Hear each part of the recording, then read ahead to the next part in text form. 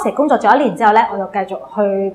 讀書啦，咁讀咗1年之後咧，我仍然覺得好想翻嚟呢一度服侍，所以就再去應徵咧第2次翻嚟播道兒同之家啦。第2次翻嚟嘅時候咧，其實一個好強烈嘅諗法，好想翻嚟啦。嗰陣時咧做咗2-3年嘅時間咧，我又再去進修咧，咁我考咗社工啦。咁第3次嘅時候咧，咁我就有啲掙扎，其實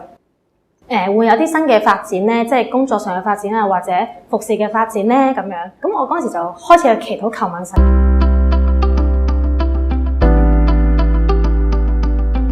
咁有一日我翻嚟探同事嘅時候咧，樓下 Kenny 姐咧就同我講敏瑩啊，無論咧要翻嚟幾多次都好咧，如果係神要你翻嚟嘅話咧，你翻嚟幾多次都要翻嚟喎。可能我未知道係要點樣服侍啦，點樣回應啦，咁但係我覺得就係即係神同我講咗，我就去聽。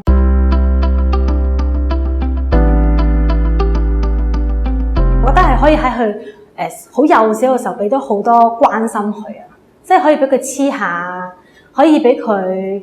嗲下。我覺得呢個都係佢喺度好需要。我覺得我哋都係佢好 mini 嘅照顧者咯，係啦，即係當佢喺度唔開心啊或者病啊，其實我哋提供一啲照顧俾佢嘅時候，我覺得都係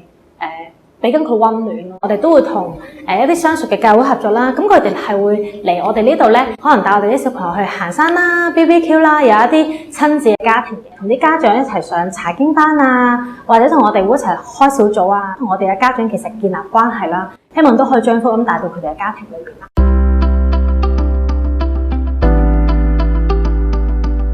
都有一啲好深刻嘅經驗嘅，咁就係啱啱入職呢一度嘅時候咧，咁其實嗰陣時我哋呢度仲會收10點鐘嘅咁樣，咁嗰陣時就有對家庭咧就係媽媽冇帶鎖匙，咁但係又聯絡唔到爸爸，佢就好彷徨，因為嗰陣時有一對小朋友咧仲係好細個，咁媽媽其實都係一個好緊張啊，係好受驚嘅狀態啦。我哋幫助媽媽去 pick up 呢一度嘅事情咧，咁媽媽都係覺得好多謝同之家咁樣幫助佢咯。好感謝神咧帶領播道兒同之家咧行過呢70週年啦，仍然好期待，希望咧 Daycare 呢個地方成為一個平台同埋土壤，帶領更多嘅家庭咧去認識主。燃亮生命，請捐款支持播道兒同之家。